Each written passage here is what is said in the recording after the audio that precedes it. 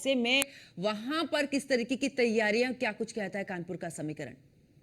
जी बिल्कुल, आपको बता दें कि जिस तरीके से उत्तर प्रदेश के मुख्यमंत्री योगी आदित्यनाथ लगातार पूरे प्रदेश के साथ-साथ पूरे देश भर में बड़ी-बड़ी जनसभाओं को संबोधित करते हुए नजर आ रहे हैं और सीएम योगी आदित्यनाथ की एक अलग ही मांग भी प्रत्याशी के तौर पर देखी जा रही है। ऐसे में आज कानपुर देहात के अकबरपुर लोकसभा में भारतीय जनता पार्टी के प्रत्याशी देवेंद्र सिंह भोले के लिए आज चुनाव प्रचार में जो सीएम योगी आदित्यनाथ का आगमन हो रहा है, क्योंकि कानपुर के घाटमपुर पतारा रेलवे स्टेशन के पास उनका आगमन होना है। तकरीबन 12:40 पर सीएम योगी आदित्यनाथ कानपुर आएंगे और एक बड़ी जनसभा को संबोधित करेंगे, जहां वह बड़ी संख्या में आए हुए जो आम नागरिक हैं उनको भारतीय जनता पार्टी के प्रत्याशी को जिताने की अपील करते हुए भी नजर आएंगे। ऐसे में आज सुबह से ही सीएम योगी आदित्यनाथ के आगमन को लेकर जो तैयारियां हैं वो जोरों शोरों से की जा रही हैं। जिला प्रशासन ने भी सुरक्षा व्यवस्था के चाक चौबंद इंतजाम किए हुए हैं, क्योंकि ग्रामीण इलाके में जो ये है जनसभा होनी है, वहीं जनसभा स्थल पर ही सीएम योगी आदित्यनाथ का हेलीपैड भी बनाया गया है, ताकि सीएम योगी आदित्यनाथ को किसी प्रकार की कोई समस्या का सामना न करना पड़े। वहीं आपको बता दें कि सुबह से ही बड़ी संख्या में जो लोग हैं वो जनसभा स्थल पर पहुंचने लगे हैं, क्योंकि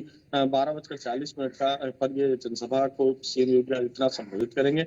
आपको बता देते हैं कि कानपुर की अकबरपुर लोकसभा में देवेंद्र सिंह भोले तीसरी बार सांसद के प्रत्याशी इस लोकसभा से भारतीय जनता पार्टी ने उन पर विश्वास जताया है। ऐसे में कहीं ना कहीं से जिस तरीके से एंटी इनकम्बेंसी भी देवेंद्र सिंह भोले के खिलाफ चल रही है, जिसे दूर करने के लिए सीएम योगी आदित्यनाथ आज भरसक प्रयास करते हुए नजर आएंगे। और बिल्कुल सूरज, अगर बात करें, क्योंकि हर जगह पर ही देखा, हर सीट पर जब चुनाव होते हैं तो जातीय समीकरण बड़ा ही अपना अहम रोल निभाता है। अगर यहाँ की बात की जाए कानपुर की, तो क्या कुछ कहता है जातीय समीकरण, किस तरीके से यहाँ पर प्रत्याशियों को चुनावी मैदान में उतारा गया है पार्टियों की तरफ से? जी बिल्कुल, जैसा कि आपको बता दें कि कानपुर देहात की अकबरपुर लोकसभा जो सीट है, उसमें पिछले 10 वर्षों की बात करें तो इस सीट पर भारतीय जनता पार्टी का कब्जा रहा है। इससे पहले की बात करें तो यहाँ पर समाजवादी पार्टी का इस सीट पर कब्जा था। मगर इस बार फिर से भारतीय जनता पार्टी ने देवेंद्र सिंह भोले को इस सीट से उतारा है। यही यहाँ पर जातिगत समीकरण की बात करें तो यहाँ पर सबसे ज्यादा संख्या में जो है वो सवर्ण मतदाता है, जो कि निर्णायक भूमिका में है। हम्म। और भारतीय जनता पार्टी ने क्षत्रिय जो प्रत्याशी हैं उन पर दाव लगाया है। ऐसे में ब्राह्मण मतदाता और क्षत्रिय मतदाता इस सीट पर सबसे अधिक है। मगर इस सीट की बात करें तो दूसरे नंबर पर यदि सबसे ज्यादा संख्या किसी की है तो वो दलित बाहुल्य इलाका भी कहा जाता है। ऐसे में जिस जगह पर आज सीएम योगी आदित्यनाथ चुनाव प्रचार करने आ रहे हैं वो दलित बाहुल्य क्षेत्र है। ऐसे में दलितों को जिस तरीके से कई सारी लुभावनी योजनाएं सरकार के द्वारा चलाई गई, जिस तरीके से राशन घर घर पहुंचाया गया, तो साथ ही साथ पीएम आवास योजना, सीएम आवास योजना के साथ साथ ग्रामीण इलाकों में शौचालय की व्यवस्था कराई गई। ऐसे में सीएम योगी आदित्यनाथ इन सभी चीजों को आज अपनी जनसभा में लोगों को बताते हुए नजर आएंगे। वहीं अपनी सरकार के द्वारा किए गए 6 सालों के कार्य को भी सीएम योगी आदित्यनाथ बताएंगे। और बिल्कुल। सबसे अगर बड़ी सूरज बात, बात करें, मुख्यमंत्री की तरफ से तमाम योजनाओं के बारे में जानकारी दी जाती है, जब भी जनसभा होती है तमाम बातों का जिक्र होता है।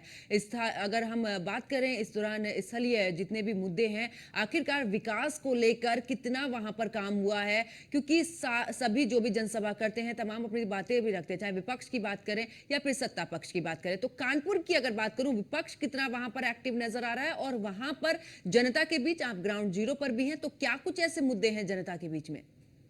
जी बिल्कुल, देखिए अकबरपुर लोकसभा सीट की बात करें तो ये सीट का जो क्षेत्रफल है वो तकरीबन 40 किलोमीटर से भी अधिक का फैला हुआ है, क्योंकि पूरा ग्रामीण इलाका है। एक छोर से लेकर दूसरे छोर तक सांसद प्रत्याशी को पहुंचने में ही तकरीबन तकरीबन 3 से 4 घंटे लग हम्म। जाते हैं पूरी लोकसभा के क्षेत्र की बात करें तो। ऐसे में कहीं ना कहीं से जो विकास है वो अभी क्षेत्र में अधूरा है, जिसको लेकर जो सांसद प्रत्याशी देवेंद्र सिंह भोले हैं वो जनता के बीच में जा रहे हैं। वहीं आपको बता दें समाजवादी पार्टी से क्योंकि इंडिया गठबंधन यहाँ से हुआ है तो समाजवादी पार्टी के खाते में ये सीट आई है। ऐसे में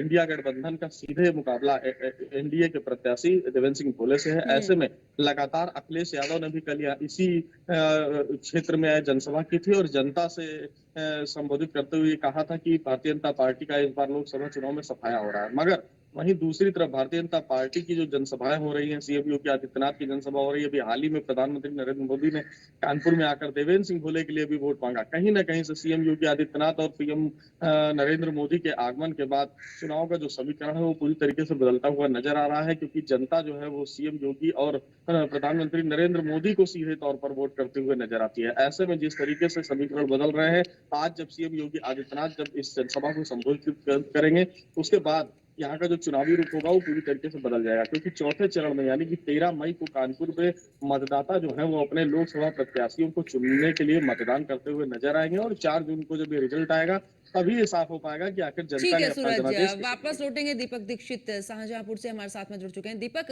शाहजहांपुर का समीकरण क्या कहता है, क्योंकि मुख्यमंत्री योगी आदित्यनाथ का दौरा है, ऐसे में तमाम बातों का जिक्र एक बार फिर से मुख्यमंत्री योगी आदित्यनाथ करेंगे, पूरे तरीके से बीजेपी के पक्ष में जनता से वोट करने की अपील करेंगे। लेकिन हम बिल्कुल जानना चाहेंगे कि आखिरकार वहां पर स्थानीय मुद्दे कौन कौन से हैं, क्योंकि जब लोग वोटिंग के लिए जाते हैं तो उनके दिमाग में बहुत सारे ऐसे मुद्दे होते हैं जो वो चाहते हैं कि अगला जो भी यहाँ पर प्रत्याशी जीत कर आए वो कम से कम काम कर पाए। नहीं, देखिए बिल्कुल पंकज, आपको मंत्री आज शाहजहांपुर पहुंचेंगे और शाहजहांपुर का जो कांट ददरौल विधानसभा है वहां पे कांट ब्लॉक में पहुंचेंगे, वहां पर एक जनसभा को संबोधित करेंगे। आपने स्थानीय मुद्दों की अगर बात की तो मैं स्थानीय मुद्दों को बता दूं कि लोगों को जो उम्मीद है बीजेपी से, लोग हैं कि उनको राशन मिल रहा है, उनको शौचालय की व्यवस्था हुई है। पहले लोग जो महिलाएं थी वो शौचालय बाहर जाया करती थी, अब हर घर में शौचालय है, हर घर में नल की व्यवस्था हो गई है, हर घर जल नल। और अगर देखा जाए तो प्रधानमंत्री आवास ऐसी जो है, जो लोगों को पहले घर में छत नहीं हुआ करती थी, लोग कच्चे मकानों में रहते थे, आज उनको प्रधानमंत्री आवास भी ग्रामीण क्षेत्र में मिला है, शहर भी क्षेत्र में मिला है। तो लोग जो है बहुत सी चीजें, किसान सम्मान निधि की बात की जाए तो किसान सम्मान निधि लगातार उनको मिल रही है। तो सबसे जो मुद्दे लोगों के, जो ग्रामीण क्षेत्रों की उम्मीद होती है, जिसको लोगों को राशन मिल रहा है, बस यही मेन जो है वो मुद्दे हैं ग्रामीणों के। और जो जनता खुश है मोदी सरकार से, और इसीलिए आज मुख्यमंत्री योगी आदित्यनाथ, देखिए 25 तारीख की बात की जाए तो प्रधानमंत्री नरेंद्र मोदी शाहजहांपुर आए थे, और उसके बाद मुख्यमंत्री भी शाहजहांपुर दौरा कर चुके हैं खुदागंज ब्लॉक में, और आज मुख्यमंत्री का ददरौल विधानसभा में है। क्योंकि सबसे बड़ी बात एक और भी है पंकज, की ददरौल में अगर देखा जाए तो ददरौल में उपचुनाव होना है। दो स्वर्गीय विधायक मानवेंद्र सिंह थे, उनका निधन हो गया, मतलब विधायक मानवेंद्र निधन हो गया था, तो उन्हीं के बेटे को जो है यहाँ पर टिकट दिया गया है, और उनको जो है बीजेपी लड़ा रही है। तो कहीं न कहीं अब इसीलिए मुख्यमंत्री का वहां पर आना एक अलग वो होगा, क्योंकि जिस तरह से आज अखिलेश यादव भी शाहजहांपुर पहुंचेंगे, उसके ठीक 3 से 4 घंटे बाद मुख्यमंत्री शाहजहांपुर आएंगे। तो कहीं न कहीं एक अलग अलग उसका जो है वो है, क्योंकि अखिलेश जब यहाँ शाहजहांपुर पहुंचेंगे तो जरूर कटाक्ष करेंगे कुछ ना कुछ, तो वहीं मुख्यमंत्री जब पहुंचेंगे तो एक दूसरे का आज यहाँ पर रैलियां हैं, और सब वहीं दोनों पार्टियां जो है, चाहे वो समाजवादी पार्टी हो, चाहे वो इंडिया गठबंधन, मतलब इंडिया गठबंधन पार्टी हो, चाहे बीजेपी हो, दोनों लगातार उसमें जनसभाएं करेंगे। बिल्कुल। और दीपक, क्योंकि लगातार देखा है कि सत्ता पक्ष की अगर बात की जाए, मुख्यमंत्री योगी आदित्यनाथ की तरफ से ताबड़तोड़ दौरे भी किए जा रहे हैं, और ऐसे में शाहजहांपुर सीट की अगर बात करें तो वहां पर जातीय समीकरण क्या कुछ कहता है, क्योंकि हर एक पार्टी पूरे तरीके से जातीय समीकरण पर काम करती है, उसी को लेकर प्रत्याशी यहाँ पर भी उतारे जाते हैं। तो अगर शाहजहांपुर की बात करें तो क्या कुछ कहता है वहां का समीकरण?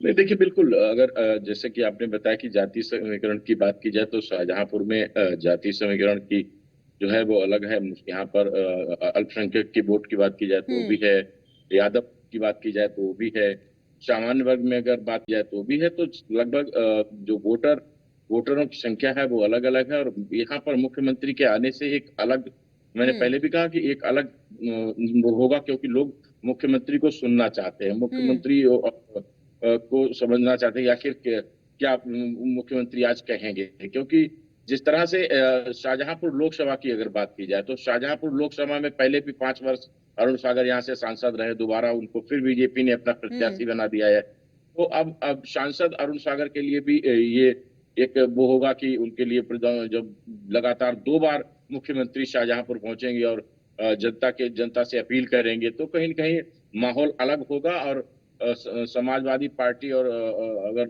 बीजेपी की बात की जाए तो दोनों में यहाँ पर जो इलेक्शन होगा बिल्कुल, तो यानी कि कहीं न कांटे कहीं की कुछ टक्कर अलग। यहाँ पर देखने को मिल रही है। लेकिन बात करें दीपक यहाँ पर, क्योंकि 80 लोकसभा सीटें जीतने का बीजेपी तरफ से पूरा लक्ष्य रखा गया कि 80 की 80 लोकसभा सीटें हम जीतेंगे।